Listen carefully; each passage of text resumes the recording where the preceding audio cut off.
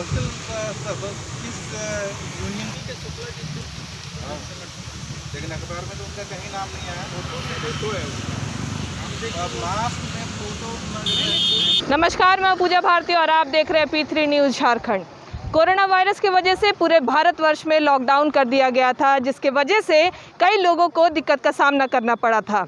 आपको बता दें कि हर वर्ग के लोगों को इस लॉकडाउन में, कोरोना वायरस के वजह से लॉकडाउन जो किया गया था उसमें कई दिक्कत का सामना करना पड़ा था, जिसमें कई छात्र भी जो है वो शामिल है। आपको बता दें कि प्राइवेट स्कूल्स जो है उसके फीस को लेकर के शिक्षा मंत्री जगन्नाथ महतो ने समस्या का निजात तो कर दिया है, लेकिन अब जो है छात्रों के बीच नई समस्या खड़ी हो गई है, जो कि है रेंट की समस्या। आप देख सकते हैं कि अभी मैं मौजूद हूँ रांची के बापू वाटिका के पास, जहाँ पे छात्र के द्वारा यहाँ पे धरना प्रदर्शन किया गया है। इन्हीं से जानेंगे कि ये जो धरना प्रदर्शन ये लोग कर रहे हैं वो किस संदर्भ में कर रहे हैं। आप लोग जो आज ये धरना प्रदर्शन कर रहे हैं वो किस संदर्भ में कर रहे हैं? जी, हम लोग हॉस्टल और लॉज के रेंट माफ़ करने के लिए कर रही है धरना प्रदर्शन, क्योंकि अभी हमारे पास सोर्स ऑफ इनकम नहीं है। इनकम का कोई सोर्स नहीं है, खाने का प्रॉब्लम है और हम रूम रेंट किस तरह से देंगे, हम पढ़ाई अपना कैसे करेंगे, कॉलेज का फ़ीस किस तरह से देंगे। इसलिए हॉस्टल संचालकों से जो रूम रेंट मांगा जा रहा है, धमकी दिया जा रहा है, हम उनको रूम रेंट देंगे लेकिन सिर्फ 30% दे पाएंगे, क्योंकि उनका बिजली बिल है, पानी का बिल है, ये सब वो मेंटेनेंस कर पाए। लेकिन 70% हमारा फ़ीस रूम रेंट माफ़ होना चाहिए, क्योंकि हम देने के संदर्भ में नहीं है। जहाँ तक मुझे जानकारी है कि कुछ लैंडलॉर्ड्स जो है हॉस्टल जो चला रहे हैं वो सिर्फ बेड चार्जेस मांग रहे हैं, और जो आपका मेस का जो खर्चा है वो लोग छूट में छोड़ दे रहे हैं। वो मेस का चार्ज तो छूट देंगे ही, क्योंकि वो मेस पे हम लोग खा ही नहीं है कुछ, लेकिन बेड का चार्ज नहीं मांग रहे, वो पूरा रूम का रेंट मांग रहे हैं। जितना भी रूम का रेंट है पूरा मांग रहे हैं, और हमारा कहना है कि 70% माफ़ कर दे और 30% रूम रेंट ले, ताकि वो अपना मेंटेनेंस कर पाए। देखिए, यहाँ पे छात्रों का कहना है कि जो 70% जो रूम रेंट है उसमें 70% जो है वो छूट दी जाए, और ये लोग 30% जो है देने के लिए तैयार है। और कुछ यहाँ पे छात्र हैं, उनसे जानेंगे क्या कुछ समस्या है। देखिए, इस लॉकडाउन में पिछले 70 दिनों में आर्थिक समस्या से पूरा झारखंड ही नहीं, पूरा भारत जूझ रहा है। झारखंड में कई ऐसे मिडिल क्लास फैमिली हैं जिनके बच्चे रांची में पढ़ते हैं, अपना पढ़ाई को पूरा करते हैं हॉस्टल में रहकर, लेकिन इस बीच छात्र छात्राओं के ऊपर दबाव दिया जा रहा है कि आप हॉस्टल का रूम रेंट जो है वो दे।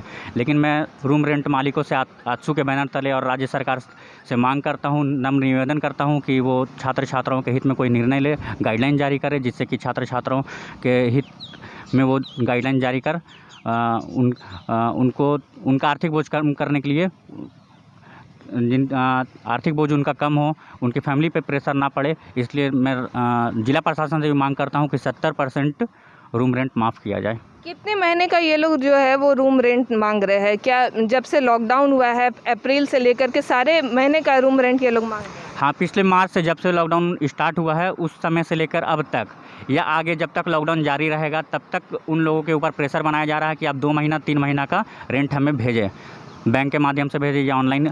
हमारे पास कई ऐसे ऑडियो रिकॉर्डिंग और स्क्रीनशॉट वगैरह आ रहे हैं जिसमें कि रूम रेंट मालिकों को का साफ दिख रहा है कि एक ना तो छात्र छात्राओं से बात करने का तरीका है उनके पास, साफ दिख रहा है कि पूरा प्रेशर उनके ऊपर जा रहा है। क्या कहते हैं वो लोग, क्या कहते हैं?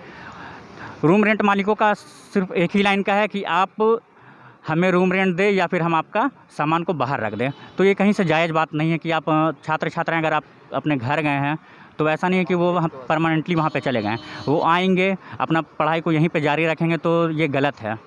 देखिए, छात्रों का साफ कहना है कि लैंडलॉर्ड जो है एक तरह से ये लोगों को धमकी दे रहे हैं कि अगर आप रेंट का पैसा अगर नहीं देते हैं तो वो लोग जो है इनके सामान को रूम से बाहर निकाल भी सकते हैं। और भी कुछ छात्र हैं, उनसे भी जानेंगे क्या कहना चाहेंगे आप।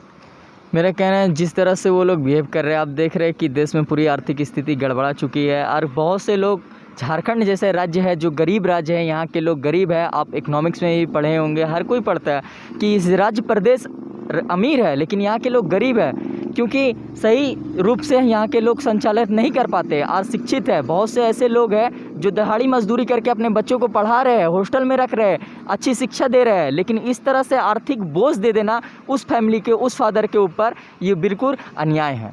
सरकार से यही गुहार करते हैं कि जिस तरह आप देख रहे हैं पूरे देश में हर एक लोग आर्थिक स्थिति से जूझ रहे हैं। जिस तरह 2 दिन या कल हमने एक खबर पढ़ी थी न्यूज़ के माध्यम से पेपर में, तो उसमें एक 10 रुपये की सब्जी की वजह से वो करंट लग करके मर गई। इससे आप अंदाज़ा लगाइए कि देश की स्थिति कैसी है। पैसा नहीं रहता तो मज़दूर पैदल चल के आ जा रहे हैं, तो इसको अंदाज़ा समझिए आप। और झारखंड जैसा गरीब प्रदेश है जो अति पिछड़ा लोग है, 2 किलोमीटर जाइएगा तो ग्रामीण क्षेत्र पूरी तरह से लोग भात के लिए तरसते हैं। अगर भात है तो सब्जी नहीं है, सब्जी है तो दाल नहीं, ये सब चीज़ें से जूझते हैं। झारखंड जूझता रह रहा है, उनके बाद भी इस तरह की धमकी देना हॉस्टल संचालकों के द्वारा, फिर आपको जा कर के रूम मालिकों के द्वारा। रूम मालिकों को तो खुद से देखना चाहिए कि हमारे सामने रह रहे हैं, ना काम करने गए ना कुछ करने गए, उनके बाद भी उनके ऊपर ज़बरदस्ती का प्रेशर बनाया जा रहा है। इस तरह से एक तरह ट्रीट किया जा रहा है, मानसिक रूप से उत्पीड़न किया जा रहा है उनको कुछ करने के लिए। अगर कोई छात्र छात्राएँ नहीं समझे, अपने घरों में आपराधिक गतिविधि में शामिल ना हो जाए पैसा देने के लिए, अपना प्रेशर के लिए, जो रूम हॉस्टल मालिक, मेरे पास ऑडियो कि उनको कहा गया है कि अगर तुम नहीं दोगे रूम का भाड़ा तो तुम्हारा सामान जो रखा हुआ हम बेच देंगे। अब बताइए वो कहाँ से देगा। और ऑनलाइन एग्ज़ाम परीक्षाएं भी चालू हो गई है, तो एक तरफ रूम मालिक अपना सामान बचाने के लिए सोचेंगे या परीक्षा के लिए। ये तो सरासर अन्याय हो रहा है, छात्र छात्राओं के साथ वंचित रखा जा रहा है। जो हमारा मौलिक अधिकार है, फंडामेंटल राइट्स जो संविधान में दिया गया है कि शिक्षा आपका अधिकार है, तो कहाँ आप रख रहे हैं? उनसे तो वंचित कर दिए ना हमें इस आर्थिक बोझ दे करके। जबकि बात करते हैं समांतिक, आर्थिक, राजनीतिक समानता, हर कुछ तो आप छीन ले रहे हैं। सरकार से यही गुहार है कि हम देने के लिए एग्री है, लेकिन 70% देंगे। आपको भी हम समझते रहे कि बहुत से हॉस्टल संचालक कह रहे हैं कि हमें हॉस्टल से ही घर चलता है, तो हम तो दे रहे हैं 30%। हम ये नहीं ना कह रहे हैं कि नहीं देंगे कुछ भी, हम दे रहे हैं भाई। आपका जो है 30% कि आपका भी घर चले।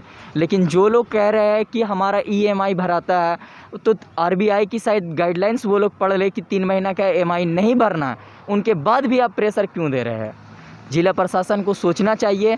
हमारे जो कानून है 2005 के आपदा के तहत जो कानून है कि रूम रेंट वगैरह किराया माफ़ किया जाए, जिस तरह हजारीबाग के DC ने किया है उस तरह से झारखंड यानी रांची के भी DC करे, ऐसी नोटिफिकेशन निकाले, अधिसूचना जारी करें कि हमें राहत दे। तो आप देख सकते हैं कि छात्र यहाँ पे जो है लगातार रेंट को लेकर के, अपनी समस्या को लेकर के धरना प्रदर्शन कर रहे हैं और सरकार और जिला प्रशासन से गुहार लगा रहे हैं कि वो जो है रेंट की समस्या का कोई सॉल्यूशन निकाले, कोई निजात निकाले। जैसे प्राइवेट स्कूल्स को फीस माफ़ी के लिए वो लोग सॉल्यूशन निकाल चुके हैं, इसी तरह रेंट को लेकर के भी कोई सॉल्यूशन जिला प्रशासन और सरकार जो है वो निकाले। इन लोगों का साफ यही कहना है कि हम लोग जो है वो रेंट देने को तैयार है, लेकिन हम लोग सिर्फ 30% रेंट दे सकते हैं, क्योंकि इनकी आर्थिक स्थिति जो है पूरे लॉकडाउन में वो ख़राब हो चुकी थी।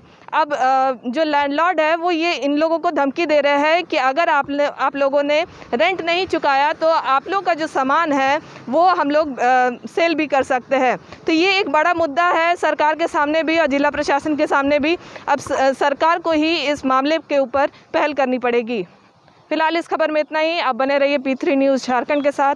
रांची से मैं पूजा भारती।